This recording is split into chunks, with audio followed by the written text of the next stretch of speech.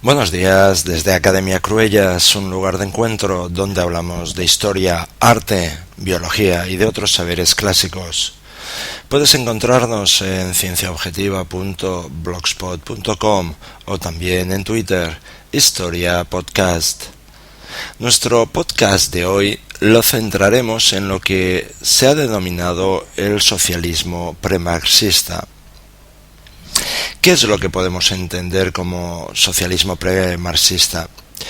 Bien, bajo esta denominación se agrupa a todo un conjunto de pensadores, notablemente heterogéneos, eso sí, que se mueven entre la Revolución Francesa y el surgimiento del movimiento obrero. Engels calificaba a estos autores de socialistas utópicos. ¿Por qué? Porque en sus obras intentaban describir de una forma detallada las características políticas y sociales de la sociedad futura, y de esta forma entroncaban con la tradición de pensadores como Tomás Moro, a quien debemos, eso sí, la primera utopía, o Campanella con su Ciudad del Sol.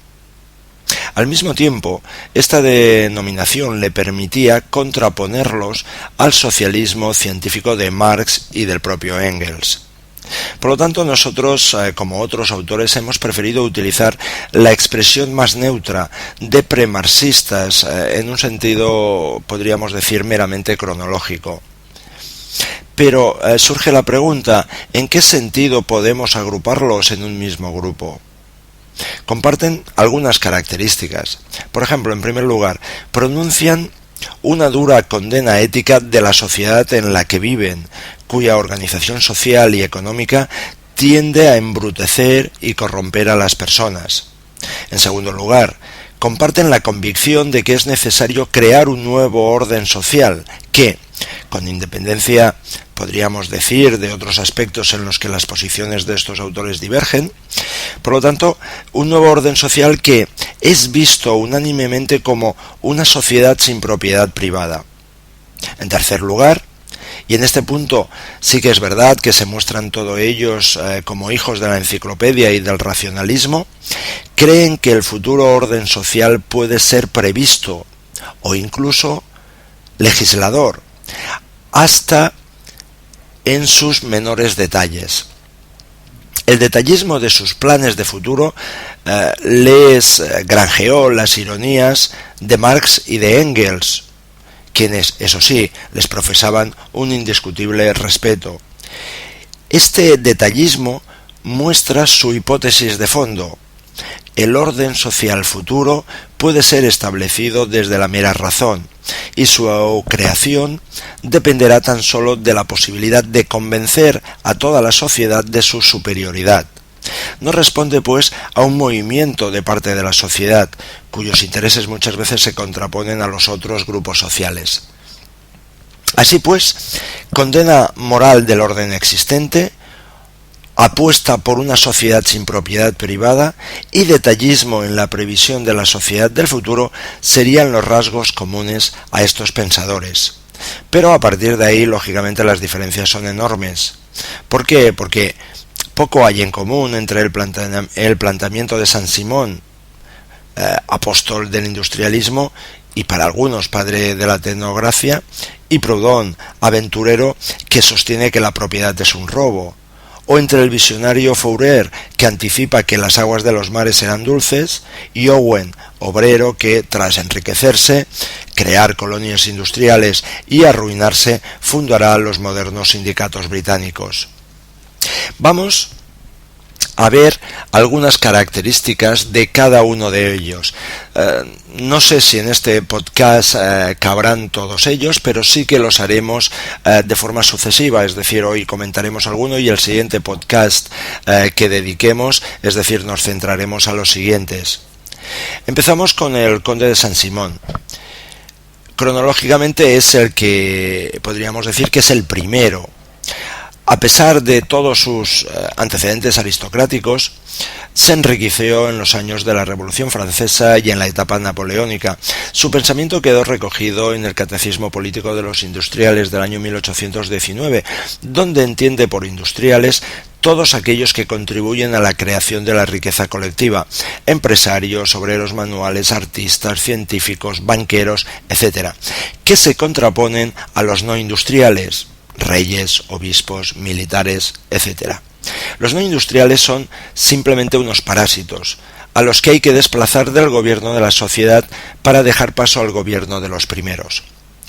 Pero, ¿para qué ese gobierno? En el análisis de Saint-Simon, la única vía de resolución de los problemas sociales, miseria, injusticia, desigualdades, etc., es el crecimiento de la riqueza social, el desarrollo técnico y económico. El gobierno de los productores procederá, mediante la planificación de la economía, a afianzar el dominio de la técnica y de la organización industrial. Y todo ello permitirá, o mejor dicho, producirá, la desaparición del poder político tal como lo conocemos. En frase de Saint-Simon, que luego será utilizada abundantemente, el gobierno sobre los hombres desaparecerá y dejará paso a la administración de las cosas. Saint-Simon no es un comunista, sino que reconoce las virtudes de la propiedad privada, pero eso sí, se muestra partidario de suprimir la herencia, institución que no hace sino fomentar, según él, el parasitismo. También es verdad que nos tenemos que situar el momento en el cual Saint-Simon dice todo ello, y es Francia, que en aquellos momentos es una nación completamente agraria, y por consiguiente la expresión industriales no tiene el sentido trivial que puede tener a día de hoy. Y en segundo lugar, que la enumeración de los industriales coincide al pie de la letra con la enumeración que Sieyès había hecho de los integrantes de la nación. Por lo tanto, existe, en otras palabras, podríamos decir, una profunda conexión entre el ideario de la revolución y el planteamiento saint-simoniano. Esta conexión es probablemente la clave que explica la difusión de sus ideas a lo largo del siglo XIX, a través de la Iglesia, entre comillas, saint-simoniana, afincada en diferentes países, y especialmente su difusión entre la alta función pública francesa. Pero, a la vez, el ideario de Saint-Simon se proyecta hacia el futuro. ¿Cómo? Pues gracias al énfasis que pone en el desarrollo técnico y en el progreso económico e industrial como medio de superación de los conflictos políticos y sociales. El discurso saint-simoniano, muy influyente entre los fundadores del pensamiento positivista en Francia, como Comte, que por ejemplo formó parte de la Iglesia saint-simoniana, y también de ciertos círculos de la alta administración, ejerció una notable influencia en la cultura de las grandes escuelas francesas. Al mismo tiempo, la combinación entre una cierta apoliticidad y la prioridad otorgada al desarrollo técnico ha contribuido a hacer de Saint-Simon uno de los antecedentes del pensamiento tecnocrático. Bien, estas son las ideas fundamentales de uno de los primeros que surgió. El siguiente, y también por orden cronológico, sería Fourier. Bien, lo que en Saint-Simon es preocupación pragmática por el desarrollo industrial, en la obra de Fourier es la descripción minuciosa de un nuevo orden social alternativo. Fourier fundará su utopía en una crítica sistemática del sistema capitalista. Para Fourier, el capitalismo se basa en la explotación y la miseria de los trabajadores y se expresa en una producción irracional, competitiva, fragmentadora. ¿Por qué fragmentadora? Porque se basa en la especialización. Por otro lado, esa sociedad se recubre de una moral convencional, egoísta, hipócrita, contraria a los instintos del hombre. Frente a todo ello, Fourier reivindica una nueva sociedad, sin criados ni ejército, sin burócratas ni industrias inútiles. La alternativa A esta organización social capitalista, que por otro lado Fourier sitúa bajo la advocación de la armonía social, consistirá en una nueva sociedad, estructurada sobre la base de pequeñas unidades autosuficientes, integradas por unas 1.600 personas, que combinarán el trabajo industrial y agrario. La actividad laboral se desempeñará de modo rotatorio entre los diversos ámbitos, de tal forma que cada miembro pueda desarrollar al máximo todas sus capacidades. Cada unidad, que fue denominada falange, habitará en un falansterio, cuya organización y urbanismo son descritos por Fourier con una minuciosa atención. El Estado, como tal, desaparecerá en un nuevo orden.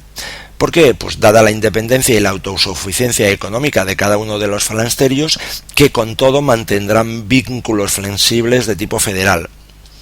Por lo tanto, esta idea será retomada por Proudhon y reaparecerá con frecuencia en lo que es toda la tradición anarquista. En los falasterios desaparecerá la propiedad privada y con ella la diferenciación en clases. Por otra parte, los cambios no serán solamente socioeconómicos, sino que básicamente afectarán también a todos los aspectos de la vida social. Así, por ejemplo, en la educación de los niños se combinarán la escuela, en los días lluviosos, precisa Fourier, y el trabajo, puesto que Fourier observa que los niños son particularmente incansables y propone que los trabajos físicamente duros les sean encomendados. De la misma forma, solo en esa nueva sociedad se verá a la mujer liberada de la esclavitud doméstica, ya que, en palabras del propio Fourier, nos dice: el grado de emancipación de las mujeres es el grado de emancipación de la sociedad.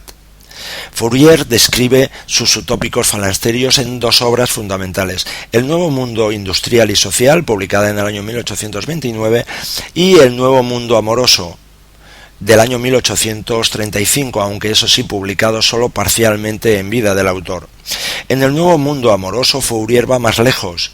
¿Por qué? Porque afirma que el cambio social conllevará la desaparición de la moralidad convencional, que cederá el paso a la libre expresión de las pasiones amorosas.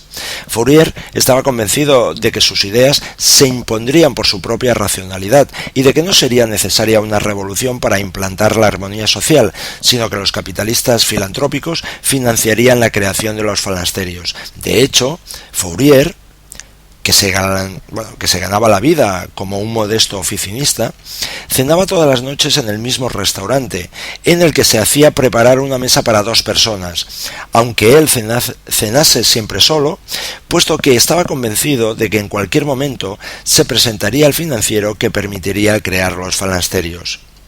Tal financiero sí que es verdad que nunca llegó, pero tras la muerte de Fourier se crearon diversas comunidades basadas en su doctrina, en zonas, eso sí, tan dispares y tan lejanas como Francia, Rumanía, México o el oeste americano.